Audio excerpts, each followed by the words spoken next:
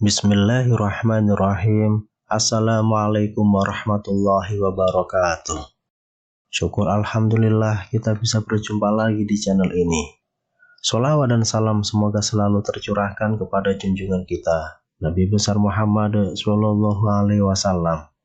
Allahumma sholli ala sayyidina Muhammad wa ala ali sayyidina Muhammad. Harapan dan doa saya untuk saudaraku semua yang menonton video ini, semoga saudaraku semua selalu diberikan kesehatan oleh Allah, dimudahkan segala urusannya, dilapangkan rezekinya, diampuni segala dosanya. Amin ya rabbal alamin. Sahabat beriman yang dirahmati Allah, banyak orang yang terbangun di waktu saat malam hari, tapi sayangnya fenomena ini seringkali diabaikan. Namun tahukah kita bahwa ini adalah cara tubuh dan Tuhan berkomunikasi dengan kita?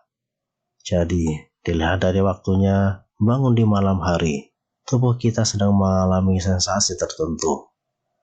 Ini juga sebuah cara fisik dan emosi menyampaikan masalah pada kita. Jika terbangun di tengah malam, sebaiknya jangan diabaikan. Dalam salah satu pengobatan, siklus tidur menjadi saat kita menerima pesan dari Tuhan.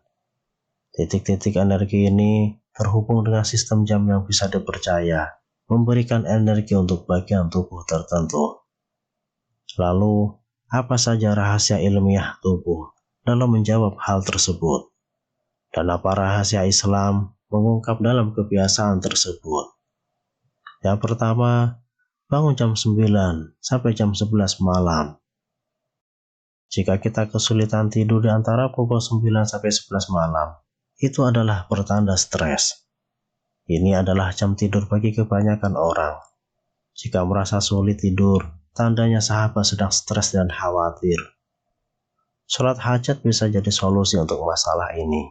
Membaca Al-Quran juga bisa menjadi solusi untuk kita, agar hati menjadi lebih tentram, sehingga tidur menjadi lebih nyenyak dan berkualitas. Yang kedua, bangun jam 11 malam sampai jam 1 pagi. Ketika kita terbangun pada pukul 11 malam hingga 1 pagi, pertanda kita sedang mengalami kekecewaan emosional.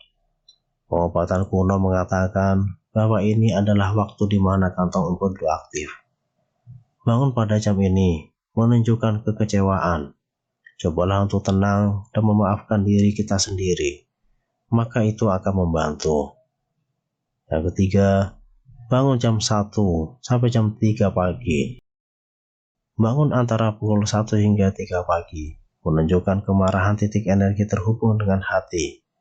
Bangun pada jam ini menunjukkan bahwa Anda sedang marah dan memiliki energi yang berlebihan.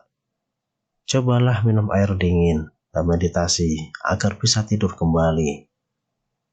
Yang keempat, bangun jam 3 sampai jam 5 pagi. Jika kita terbangun pukul 3 hingga 5 pagi, tandanya Tuhan sedang berusaha berbicara pada kita. Jam ini menunjukkan bagian paru-paru dan kesedihan. Jika terbangun di jam ini, maka dipercaya Tuhan membimbing kita untuk menjadi lebih baik. Itulah mengapa saat sepertiga malam adalah waktu yang paling tepat untuk bercengkerama dengan Allah Subhanahu wa Ta'ala. Pada waktu sepertiga malam, ketika orang-orang yang masih terlelap dan menarik kembali selimutnya, rahmat Allah sedang turun. Allah akan mengabulkan seluruh doa-doa kita, baik berupa doa yang langsung dikabulkan ataupun diganti dengan hal yang lebih baik menurut Allah. Lalu, cobalah bernafas perlahan dan berdoa agar bisa kembali tidur hingga azan subuh berkumandang. Kemudian siklus bangun tidur terakhir adalah bangun jam 5 sampai jam 7 pagi. Jika kita bangun di jam ini, dipercaya kita sedang memiliki emosi yang tertahan. Dari segi ilmiah, ini pertanda Anda mengalami masalah di usus besar. Namun, bisa diatasi dengan meregangkan otot atau pergi ke toilet. Namun, tidak baik bagi seorang muslim bangun pada jam setelah subuh atau setelah subuh tidur kembali, karena tidak baik untuk kesehatan dan rezeki. Dalam sebuah riwayat, sahabat Ibnu Abbas sebagaimana yang diriwayatkan Imam Tabrani disebutkan bahwa Nabi SAW bersabda, ketika kalian sudah selesai melakukan sholat subuh, janganlah mementingkan tidur yang menjadi penyebab hilangnya rezekimu. Di antara hal yang makruh menurut para ulama adalah tidur setelah sholat subuh hingga matahari terbit, karena waktu tersebut adalah waktu memanen ghanimah atau waktu meraih kebaikan yang banyak. Dari Urwah bin Zubair, beliau mengatakan, dulu Zubair melarang anak-anaknya untuk tidur di waktu pagi. Urwah mengatakan, sungguh jika aku mendengar bahwa seorang itu tidur di waktu pagi, maka aku pun merasakan tidak suka dengan dirinya. Hadis riwayat Ibnu Abi Syaibah. Hal ini juga dikatakan oleh Ibnu Qayyim rahimahullah, yaitu banyak tidur dapat mengakibatkan lalai dan malas-malasan. Banyak tidur ada yang termasuk dilarang, dan ada pula yang dapat menimbulkan bahaya bagi badan. Tidur pagi juga menyebabkan berbagai penyakit badan, di antaranya adalah melemahkan syahwat. Sahabat beriman yang dirahmati Allah, beginilah cara Allah menyampaikan taufik dan hidayah kepada umatnya. Ada kalanya kita tak perlu langsung duduk, pergi ke kamar mandi, mengambil minum atau malah tidur lagi. Tetaplah dalam kondisi tertidur sambil membaca zikir yang diamalkan oleh Rasulullah.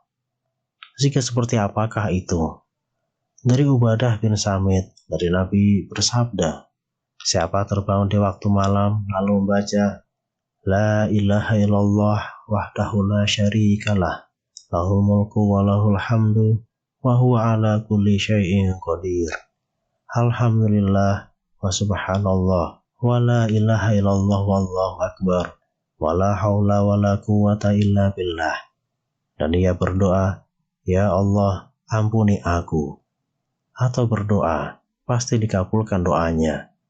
Jika ia berwudu dan sholat, pasti diterima sholatnya. Hadis riwayat Al-Bukhari. Tubuh menyimpan begitu banyak rahasia. Jika kita belajar mencari tahu dan mendengar, maka tubuh sebenarnya sedang memberitahu kita informasi. Kita juga bisa meningkatkan kesehatan fisik dan spiritual dalam kehidupan kita. Wallahu a'lam bishawab. Demikian yang bisa saya bagikan. Semoga bermanfaat untuk kita semua. Wassalamualaikum warahmatullahi wabarakatuh.